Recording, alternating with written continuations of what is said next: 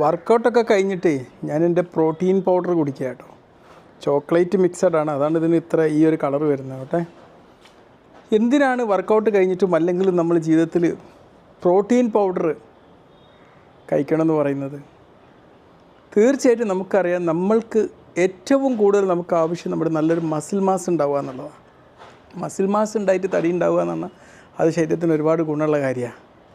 പലപ്പോഴും നമ്മൾ വിചാരിക്കും ചില തടിയന്മാരൊക്കെ ഉണ്ട്, അവർക്ക് നല്ല മസിൽ മാസ് ഉണ്ടാവും, അത് കുഴപ്പമില്ല. ഫാറ്റ് മാസ് വന്നാലാണ് നമുക്ക് ഡേഞ്ചർ.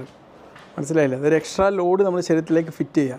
മറ്റേത് നമ്മുടെ ശരീരത്തിൽ തന്നെ ഫിറ്റാക്കുകയാണ്. നമുക്കൊരു മസിൽ ബിൽഡ് ചെയ്യാൻ വേണ്ടിയിട്ട് ഏറ്റവും ബെസ്റ്റ് ഓപ്ഷനാണത്. ഞാനിപ്പോൾ വർക്കൗട്ടൊക്കെ കുറച്ച് ചെയ്ത് നിൽക്കുക. അപ്പം ഈ വർക്കൗട്ട് ചെയ്ത് കഴിഞ്ഞതിന് ശേഷം നമുക്ക് ശരീരത്തിൻ്റെ റിക്കവറി എഴുതിയെടുക്കാൻ ഏറ്റവും നല്ലതാണ് പ്രോട്ടീൻ ഡ്രിങ്ക് കുടിക്കുക എന്നുള്ളത്.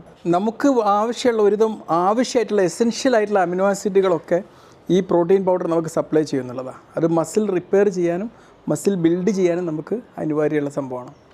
നമുക്കൊരു വർക്കൗട്ടൊക്കെ കഴിഞ്ഞിട്ട് നമ്മൾ രാവിലെ ഒരു പ്രോട്ടീൻ ഷേക്ക് കഴിക്കുകയാണെങ്കിൽ നമുക്കൊരു ഗുണമുണ്ടാകും. നമ്മൾ വയറ് ഫില്ലായി. അപ്പോൾ മറ്റ് സമയങ്ങളിൽ നമുക്ക് കൂടുതൽ ഭക്ഷണം കഴിക്കാനുള്ള ഒരു പോസിബിലിറ്റി ഒക്കെ കഴിയും. അപ്പോൾ എന്താ, ഭക്ഷണം കഴിക്കൽ ഓട്ടോമാറ്റിക്കലി നമ്മൾ കുറയുമ്പോൾ നമ്മുടെ കലോറി ഇൻടേക്ക് കുറയുമ്പോൾ നമുക്ക് വെയിറ്റ് ലോസിനുള്ളൊരു സാധ്യതയാണ്. വെയിറ്റ് ലോസ് ഉള്ളവർക്ക് നല്ലതാണ്. ഇത് വെയിറ്റ് ഇല്ലാത്തവർക്കാണെങ്കിലും അവർക്ക് മസിൽ ബിൽഡ് ചെയ്യാനും ഇതാവശ്യം.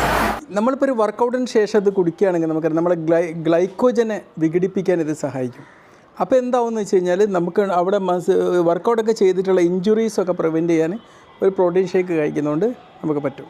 തീർച്ചയായിട്ടും നമുക്കറിയാം നമ്മുടെ ശരീരത്തിൻ്റെ ഏറ്റവും വലിയൊരു ബിൽഡിംഗ് ബ്ലോക്കാണ് പ്രോട്ടീൻ എന്ന് പറഞ്ഞാൽ. ഫാറ്റ്, കാർബോഹൈഡ്രേറ്റ്, ഇതോടൊപ്പം തന്നെ നമ്മുടെ പ്രോട്ടീൻ്റെ കാർഡ് കുടിച്ച് കഴിഞ്ഞാൽ നമുക്ക് മറ്റ് ഭക്ഷണങ്ങളിൽ നിന്ന് ചിലപ്പോൾ ആവശ്യത്തിന് കിട്ടിക്കൊള്ളണമെന്നില്ല, പ്രത്യേകിച്ച് വെജിറ്റേറിയൻസിനൊക്കെ.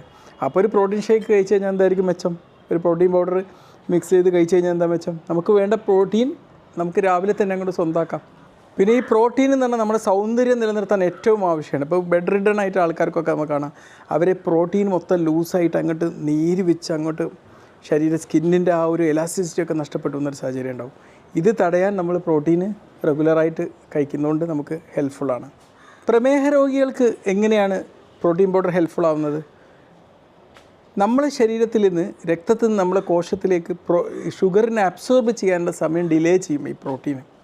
അപ്പോൾ എന്താ ഒരു ഗുണം എന്ന് വെച്ച് കഴിഞ്ഞാൽ അത് എന്താക്കും, അപ്പോൾ നമ്മുടെ ഷുഗറിൻ്റെ ആ ഒരു ലെവല് കൺട്രോൾഡായി നിലനിർത്താൻ അത് സഹായിക്കും. പിന്നെ ചില പ്രോട്ടീൻ പൗഡറിലൊക്കെ ഒരുപാട് ഇമ്മ്യൂണിറ്റി ബൂസ്റ്റ് ചെയ്യാൻ സഹായിക്കുന്ന ഒരുപാട് ഘടകങ്ങളുണ്ട്.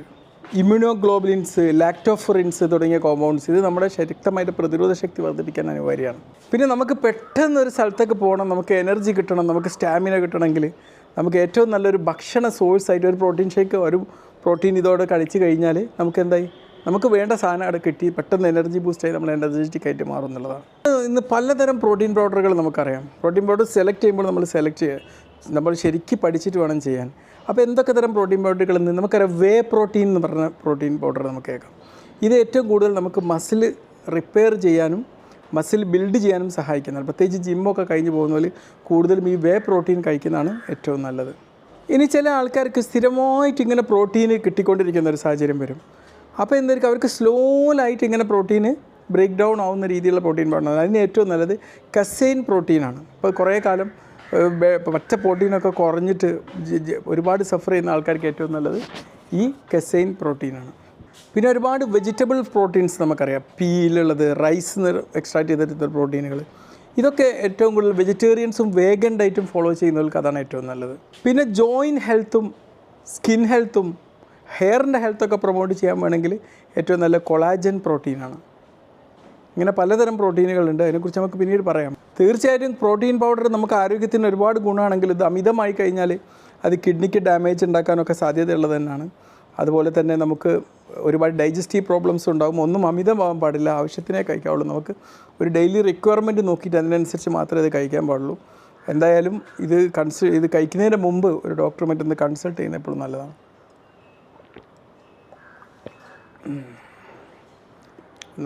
ഒന്ന് ഷേക്ക് ആവാനുണ്ട് കേട്ടോ, പ്രോട്ടീൻ ഷേക്കും.